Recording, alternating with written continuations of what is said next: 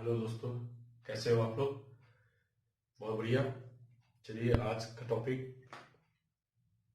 चालू करने से पहले आप लोगों को कुछ बातें याद दिला दे कि पिछली टॉपिक में हमने मॉलिक्यूलर बेसिस ऑफ इनहेरिटेंस का पार्ट 1 किया था, जिसमें हम लोग सेंट्रल डोग्मा तक कंप्लीट किए थे। क्या किए थे उसमें? Structure of DNA. हम लोग मॉलिक्यूलर बेसिस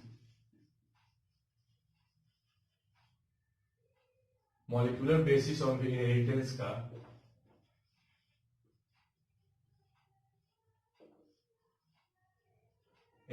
का पार्ट 1 किए थे, जिसका लिंक हम आपको डिस्क्रिप्शन बॉक्स में डाल देंगे। इस पार्ट 1 में हम लोग स्ट्रक्चर ऑफ डीएनए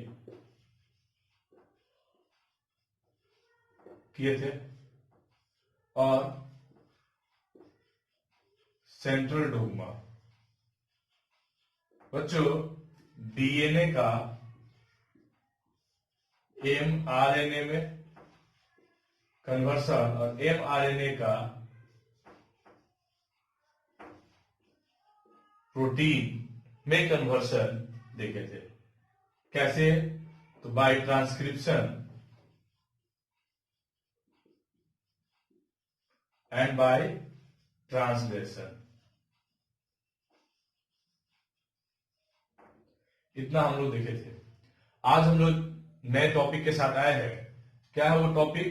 वो टॉपिक का नाम है हम लोग का packaging of DNA. Packaging of DNA. बच्चों, ये जो टॉपिक है बहुत ही इंटरेस्टिंग टॉपिक है। कैसे?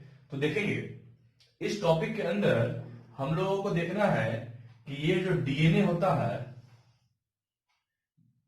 इसका लेंथ बहुत लंबा होने के बावजूद एक छोटे से माइक्रोस्कोपिक सेल के अंदर ये किस तरीके से प्रेजेंट होता है। इसका अगर एक एग्जांपल ले लीजिए बच्चों कि मैमेलियन इरिथ्रोसाइट जो होता है, यानी कि जिसको हम लोग मैमेलियन आरबीसी बोलते हैं, अगर इसमें 6.6 इंटू 10⁹ बेस पेयर है प्रेजेंट, तो इसका लेंथ जो होता है ये अप्रोक्स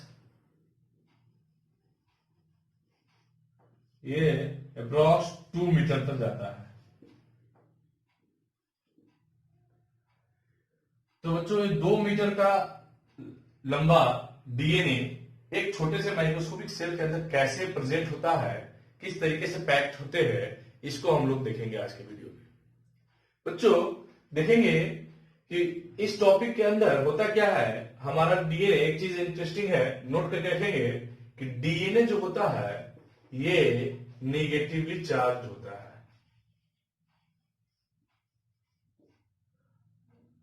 निगेटिवली चार्ज होता है हमारा डीएनए। अब देखेंगे बच्चों कैसे, ये कैसे हुआ था। ये 2 मीटर, तो हम जानते हैं कि एक बेस पेयर के जो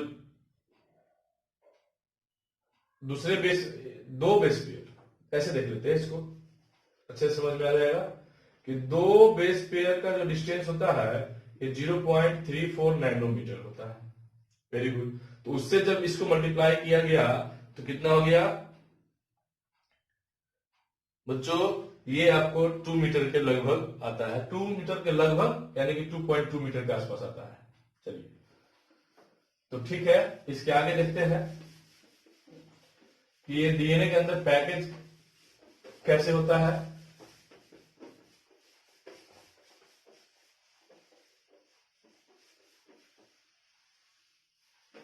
देखेंगे बच्चों, एरिथ्रोसाइट सेल, यूकारियोटिक सेल के लिए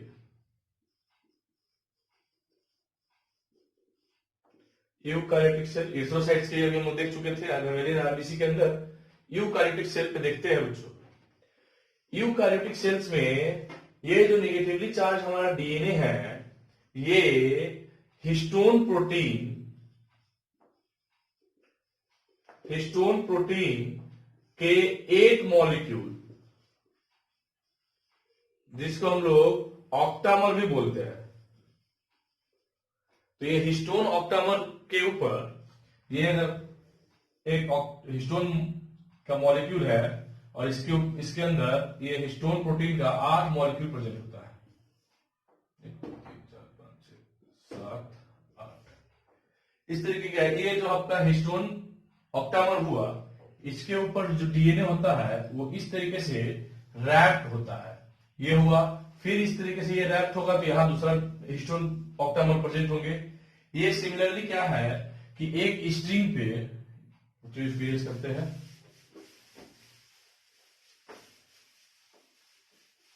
ये सिमिलरली क्या होता है, एक स्ट्रिंग है, इसके ऊपर छोटा छोटा बीड्स लगा हुआ है,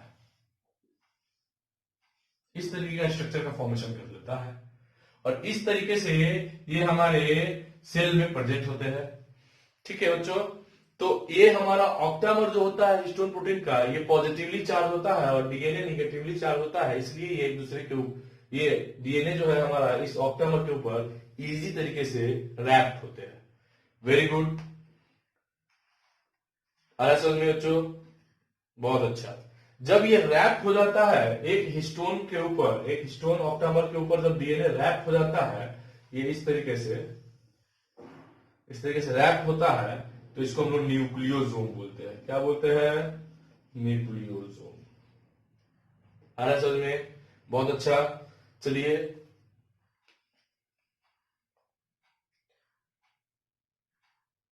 और इस तरीके से ये न्यूक्लियोसोम बहुत सारे ये बीट का स्ट्रक्चर जो रहता है, इसी को हम लोग बोलते हैं क्रोमैटिन।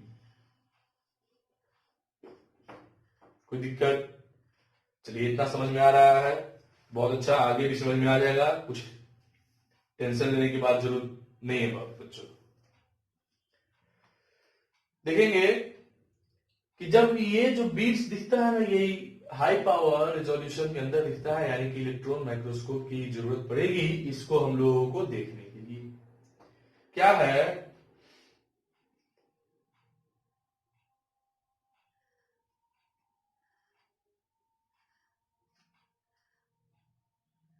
अब ये जो है ना क्रोमैटिन, ये नेटवर्क होता है। माइक्रोस्कोप पे देखिएगा तो ये बहुत सारा ऐसा ऐसा स्ट्रक्चर दिखेगा जो कि कंडेंस होते हैं कब? सेल डिवीजन के मेटाफेज स्टेज में। सेल डिवीजन के मेटाफेज स्टेज में ये बीट्स जो स्ट्रिंग होते हैं ना, स्ट्रिंग के ऊपर ये छोटे छोटे बीट्स लगे होते हैं, ये कंडेंस होते हैं और क्या फॉर्म करता है हमारा? क्रोमोसोम्स का फॉर्म करता है। अरे समझ में? वेरी गुड, बहुत अच्छा। चलिए इसके आगे देखेंगे कि ये पैकेजिंग इस तरीके से हमारा डीएनए हमारे बॉडी के अंदर प्रेजेंट होता है।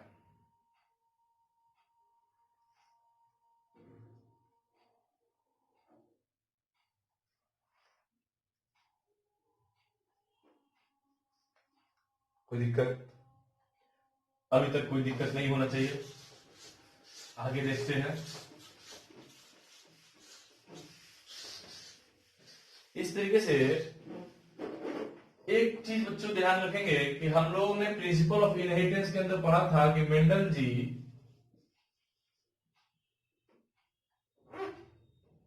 Mendel suggested transfer of some material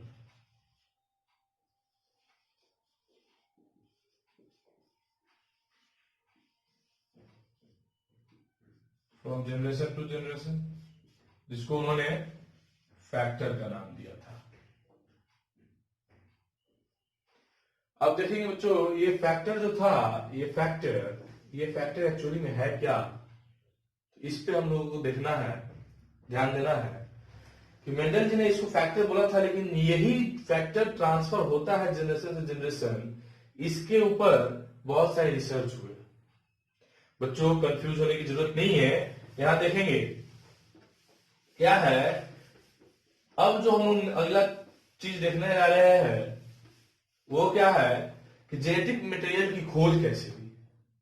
ये जेनेटिक मटेरियल की खोज देखना है हमको। देखेंगे कि एक साइंटिस्ट थे फ्रेडरिक ग्रिफिथ।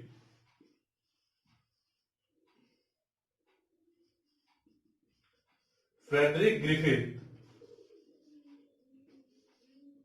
कब? 1928 में बच्चों, 1928 में इन्होंने कुछ एक्सपेरिमेंट किया। चूंकि हम लोग किसी भी चीज को बिलीव करने से पहले उसका एक्सपेरिमेंटल चेकअप करते हैं। जब तक एक्सपेरिमेंटली वो प्रूफ ना हो जाए तब तक किसी भी चीज के कंक्लूजन तक हम लोग नहीं पहुंच सकते। तो देखेंगे कि फ्रेडरिक ग्रिफिथ ने एक एक्सपेरिमेंट किया। जेनेटिक मटेरियल की खोज के लिए सीरीज ऑफ एक्सपेरिमेंट चले थे, जिसमें फ्रेडरिक ग्रिफिथ जी के भी कुछ एक्सपेरिमेंट थे। वो क्या होगा वो देखेंगे। फ्रेडरिक ग्रिफिथ जी ने बहुत सारे चूहे को लिया।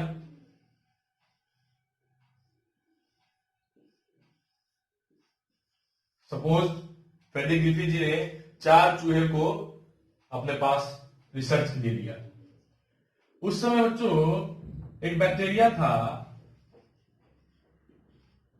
जिसका नाम था Streptococcus pneumoniae.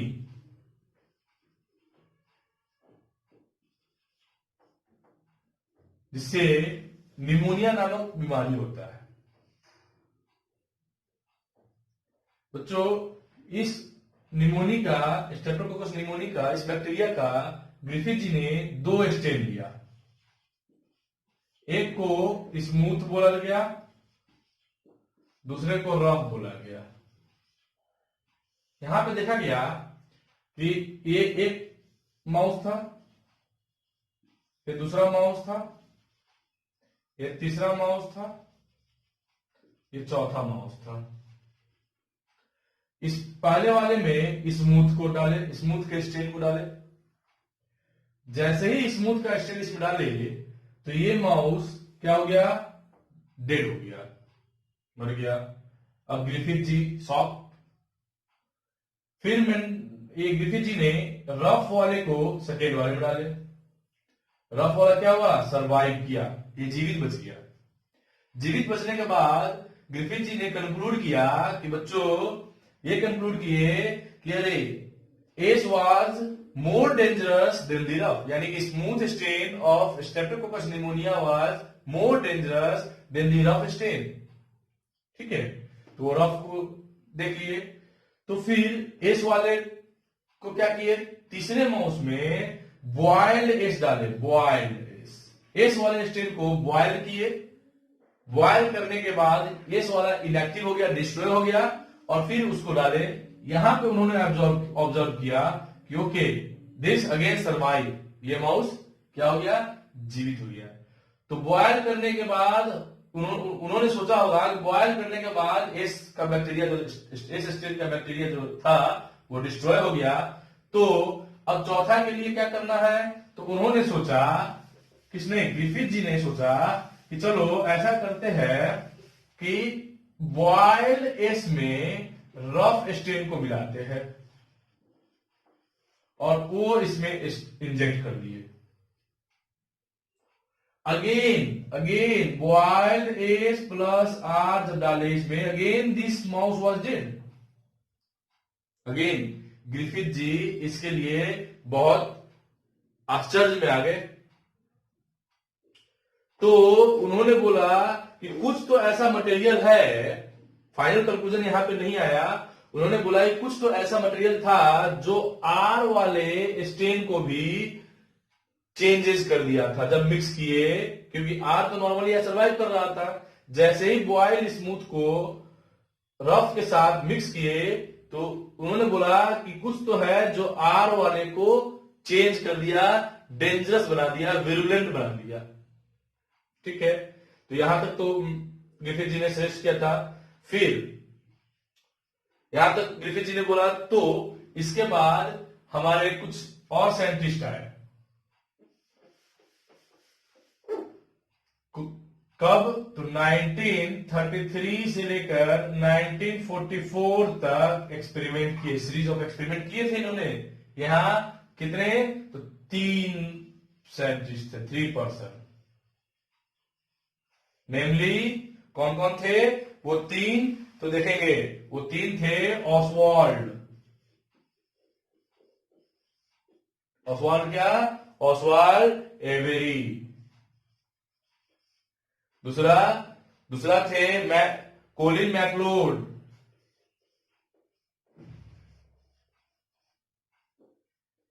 McLeod.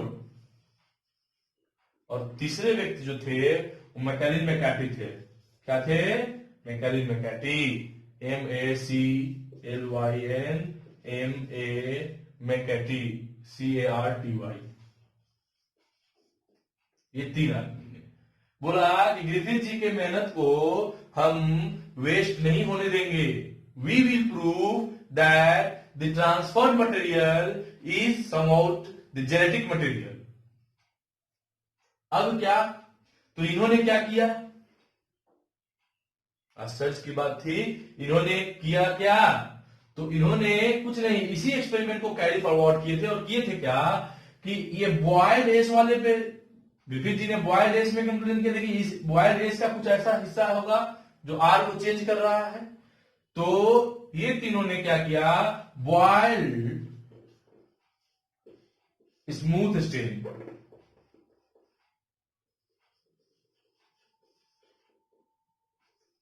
Smooth strain का 3 सैंपल बनाए।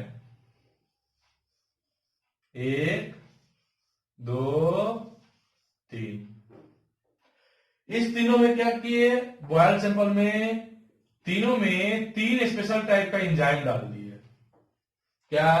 एक में डाले DNA एज, एक में डाले RNA एज, एक में प्रोटीजेज। प्रोटीजेज जो एंजाइम है बच्चों, इस सैंपल में से प्रोटीन को एक्सट्रैक्ट कर दिया, प्रोटीन को खत्म कर दिया। यहां प्रोटीन खत्म, तो यहां RNA खत्म, तो यहां DNA खत्म। तीनों हो गया।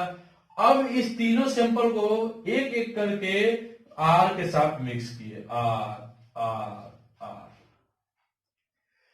अब इस वाले को जैसे ही डाले ना माउस के अंदर, तो जैसे ही माउस के अंदर इस वाले को डाले, जैसे प्रोटीन खत्म था यानी कि RNA और DNA था, तो वो माउस, पहला माउस, फर्स्ट माउस क्या हो गया? डिस्ट्रॉय हो गया। दूसरे वाले सैंपल को जब माउस के अंदर डिजिट किए, दूसरे वाले के कारण भी मर गया क्योंकि यहां सिर्फ RNA ही खत्म था। तीसरे वाले को जैसे ही उन्होंने डाला ना, तो ये तीसरा वाला सरवाइव कर गया। तब बोले ये तीनों एवेरी, मैक्लोड, लियोड और मैकार्टी जी ने कि नहीं, ये तो बड़ा छुपा रुस्तम चीज था। यही जो DNA है ना, DNA, क्योंकि यहां DNA से हटा दी तो DNA जीवित रह गया। यहां DNA इसको हटाए तो तीसरे वाले माउस जीवित रह गया। यानी कि DNA ही वो सब्सटेंस है जो कि RNA को डेंजरस, रफ वाले को डेंजरस बना रहा था और माउस को मार रहा था। असल में वेरी गुड। तो इस केस में क्या है? इस केस में है कि ये तीनों ने कंक्लूड कर दिया कि द ट्रांसफर्ड मटेरियल इज क्या? तो DNA। आ रहा है समझ में? बहुत अच्छा। आगे देखिए, इतना से लोगों को मनमान नहीं हुआ, बोले ना। चलिए ग्रिफिथ जी के एक्सपेरिमेंट को आप तीनों ने इलैबोरेट करके जेनेटिक मटेरियल को तो कंक्लूड कर दिया कि जेनेटिक मटेरियल ही ट्रांसफर्ड सब्सटेंस वो है जो कि रफ स्टेन को विरुलेंट बनाकर माउस को मार रहा था। यानी कि ट्रांसफर्ड मटेरियल था जेनेटिक मटेरियल DNA। अब क्या? इतना आप लोग नहीं बनाना, इसका एक्सेप्शन हो सकता है भाई, कुछ तो होगा।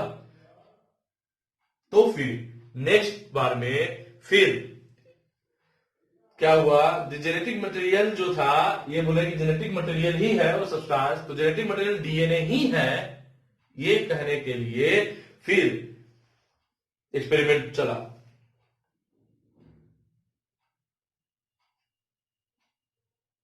किन्होंने किया? तो अल्फ्रेड हसले और मराठा चेज। कब? 1952 में। देखेंगे इसको इरेज करते हैं बच्चों।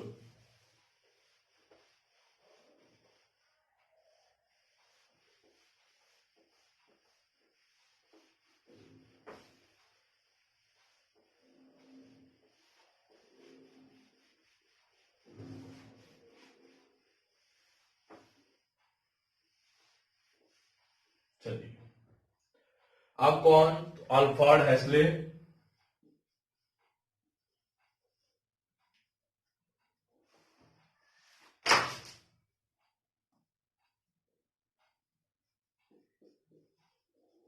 Alfred Hershey and Martha chase.